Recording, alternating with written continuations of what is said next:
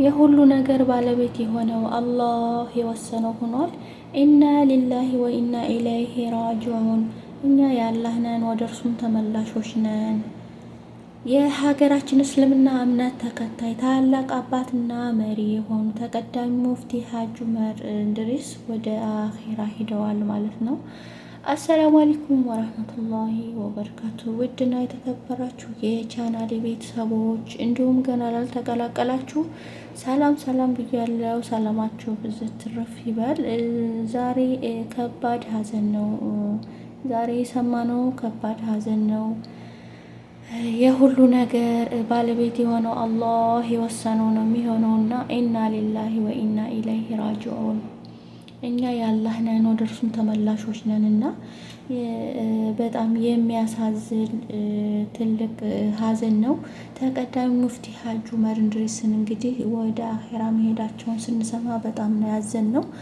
አላህ ይርሐማቸው፣ አላህ ይዘንላቸው።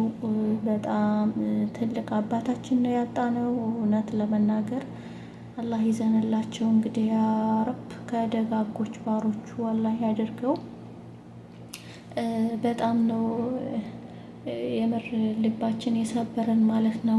እንደ ሀገር ዋርካ ትልቅ አባታችን ነው ያጣነው እና በጣም አሳዝኖናል። እንግዲህ ሁላችንም አንድ ቀርም ወደዛ ያው በየተራ መሆኑ ነው እንጂ ሁላችንም ወደ እሱም ተመላሾች ነን፣ ሀጆች ነን ማለት ነው እና አላህ ይዘንለት።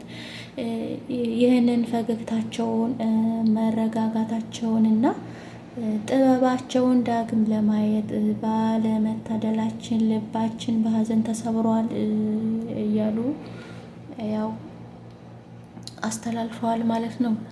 እኛ የምንመኘው ቀርቶ የሁሉ ነገር ባለቤት የሆነው አላህ የወሰነው ነው የሚሆነው እንግዲህ ማለት ነው። ሙፍቲ ሀጂ ዑመር እንድሪስ ለኢትዮጵያ ሙስሊሞች አንድነት፣ ሰላምና የእስልምና እሴቶች መከበር ላበረከቱት አስተዋጽኦ ታሪካቸው ከመቼውም ጊዜ በላይ በልባችንና በሀዘናችን ተጽፎ ይኖራል።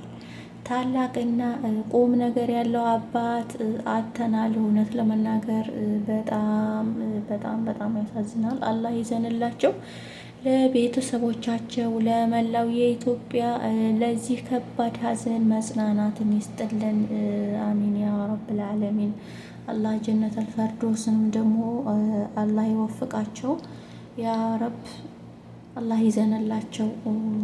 የሀዘን ትካዜና የጥበብ ቃል እኛ ያልተረዳነው የአባት ለቅሶ ዛሬ እሳቸው ሲያልፉ መልእክቱ ይብሱን ይጎረጉረናል። የክብር ዶክተር እና ተቀዳሚ ሙፍቲ ሀጂ ዑመር እንድሪስ በህይወት ዘመናቸው ስለ ሀገራቸውና ስለ ህዝባቸው እንዲህ ነው የተናገሩት። ይህ ልብ የሚሰብር ቃል ዛሬም የሁላችንም ሰንሰለት ሆኖ ይቆማል ማለት ነው። ሌሊት እንቅልፍ የለኝም። አሁን ኢትዮጵያ ያለችበት ሁኔታ ያሳስበኛል። እኔ አሁን 86 ዓመት ሊሞላኝ ነው። ሌሊት እንቅልፍ የለኝም። ለ2 ሰዓት ብተኛ ነው ቀሪውን አለቅስበታለሁ። ለምንድን ነው ብዙ ለማንቆይበት የምንጋደለው? ለምንስ ነው የምንጫረሰው? በጣም ያሳስበኛል፣ ያስለቅሰኛል ይለናል። ታላቁ የአባት ጥሪ ሰውነት ይቀድማል ይላል ሀጂ ዑመር እንድሪስ። ለዘመናት ዘርና ሃይማኖት ቀድሞ ሰውን የገፋ ሁሉ የሚሰማው ጥብቅ መልእክት አስተላልፏል ማለት ነው። ሰው ሁኑ፣ ቅድሚያ ሰውነት ይቀድማል። ከሃይማኖት ሰውነት ይቀድማል፣ ከዘርም ሰውነት ይቀድማል። አላህ ሰውን ከሁሉ በላይ ኸልቆታልና ሰው ሊገፋ፣ ሊሰደድ፣ ሊገደል፣ ሊናቅ፣ ሊወገዝ በፍጹም አይገባም። ልዩ ፍጥረት ክብሩን ጠብቁ በማለት አዟል ማለት ነው። ዛሬ እሳቸው በሞት ሲለዩን ይህንን የእንባ ቃል ልብ ብለን እንስማ። ለእኚህ ታላቅ አባት ከሁሉም በላይ የሚከበር መታሰቢያ የምንሰጠው ለቅሷቸውን በስራ ስንተረጉመውና የጠየቁንን ሰውነት ስናስቀድም ብቻ ነው። ኢትዮጵያውያን ሆይ ነቅተን ለምንጨረስበት ጊዜያዊ ነገር ስንል ስንት አባቶች እንዳዘኑብን እንመልከት። ይህንን ቃል ለሌሎች እንዲዳረስ አጋሩ። ሀጂ ዑመር ሙፍቲ መልእክት አስተላልፈዋል። ተግባራዊም ለማድረግ ቃል እንግባ እያለ ነው። አላህ ጀነተል ፈርዶስን ይወፍቃቸው ያ ረብ። የሀገራችን ዋርካና የሁሉም አባት ተሰናበተውን እንግዲህ ተሰናብተውናል። የኢትዮጵያ እስልምና ጉዳዮች ጠቅላይ ምክር ቤት በሀጂ ዑመር እንድሪስ ህልፈት መሪር ሀዘናቸውን ገልጸዋል። የቀድሞው የኢትዮጵያ እስልምና ጉዳዮች ጠቅላይ ምክር ቤት ፕሬዝዳንትና ተቀዳሚ ሙፍቲ ሀጂ ዑመር እንድሪስ ከዚህ ዓለም በሞት መለየታቸውን ምክር ቤቱ ጥልቅ ሀዘናቸውን እየገለጹ ነው ያሉት ማለት ነው። አላህ ይዘንላቸው ያ ረብ። ምክር ቤቱ ሙፍቲ ሀጂ ዑመር እንድሪስን እንደ ሀገራችን ዋርካና የሁሉም አባት ሲል ገልጸዋቸዋል ማለት ነው። አላህ ይርሐማቸው ያ ረብ። ታላቁ አባት ባጋጠማቸው ህመም በሕክምና ሲረጁ ከቆዩ በኋላ ወደ አኼራ መሄዳቸውን ወይም ማለፋቸውን ምክር ቤቱ አረጋግጧል። ስርዓተ ቀብር ለሀገርና ለሃይማኖት ላበረከቱት ታላቅ አስተዋጽኦ በሚመጥን መልኩ ስርዓተ ቀብራቸው እንደሚፈጸም የኢትዮጵያ እስልምና ጉዳዮች ጠቅላይ ምክር ቤት አስታውቋል ማለት ነው። ያ ረብ እንግዲህ አላህ ይዘንላቸው። እንግዲህ ያ ረብ አላህ ይቀበላቸው። ከደጋጎቹም ባሮች አላህ ያደርገው ያ ረብ ለዓለሚን።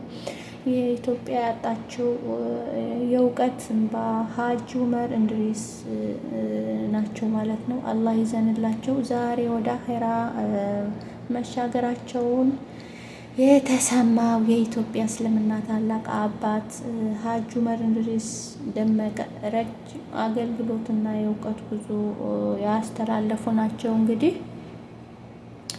እና አላህ ይዘንላቸው። አላህ አኼራቸውን ያስተካክልላቸው። ጀነተል ፈርዶስም አላህ ይወፍቃቸው። እንግዲህ የእሳቸው የህይወት ታሪክ ደግሞ የህይወት ታሪካቸው የትውልድ ቦታና ጊዜ የተወለዱበት ግንቦት 21 1929 ዓመተ ምህረት በወሎ ክፍለ ሀገር ደጋምቦ ወረዳ ገነቴ መንደር ነው። የእውቀት ፍለጋ ገና በለጋ እድሜያቸው የእውቀት ፍቅር በልባቸው ሰርጾ ከአባታቸው ፍቃድ ተቀብለው የእስልምና እውቀት ፍለጋ ጀመሩ ማለት ነው። የአዲስ አበባ ጉዞ ከ50 ዓመታት በፊት ወደ አዲስ አበባ የመጡ መምህራቸውን ወይም ኡስታዛቸውን ፍለጋ ነበረ። የማስተማር ተልዕኮ መምህራቸው ሀጂ ዑመር ሀጂ ሙሐመድ ሳኒ ሀቢብ እውቀታቸውን ሌሎችን በአንዋር መስጂድና በመስጂድ ኑር እንዲያስተምሩ መድቧቸው ነበር ማለት ነው። ከ50 በላይ ሃይማኖታዊ መጽሐፍትን ጽፈዋል ማለት ነው። ቅዱስ ቁርአንን ተርጉመዋል። ትርጉማቸውን በሲዲ ተሰራጭተዋል። በአዲስ አበባ ቆይታቸው የቅዱስ ቁርአን ከ300 ጊዜ በላይ በትርጉም አስተምረዋል ማለት ነው። በኢትዮጵያ ውስጥ የተፈጠሩ በርካታ ሃይማኖታዊ አለመግባባቶችን በመፍታት ስማቸው ይጠራል። በደርግ ዘመን የኢትዮጵያ እስልምና ጉዳዮች ምክር ቤት ከመሰረቱት መካከል አንዱ ነበሩ። በ1967 የምክር ቤቱ አባልና የኡለማ ሊቀመንበር ነበሩ ማለት ነው። ከመጋቢት 2010 እስከ ግንቦት 2014 ዓ.ም የኢትዮጵያ እስልምና ጉዳዮች ጠቅላላ ምክር ቤትን ፕሬዝዳንትነት መርተዋል ማለት ነው። አላህ ይዘንላቸው ያረብ። እኚህ ታላቅ የሀገርና የሃይማኖት አባት ለዘመናት ላበረከቱት አስተዋጽኦ ምስጋና ይገባቸዋል። አላህ እንግዲህ ይዘንላቸው፣ አላህ ይቀበላቸው፣ አላህ ኸይራቸውን ያስተካክልላቸው፣ የዘላለሙ ቤታቸውን አላህ ያስተካክልለት።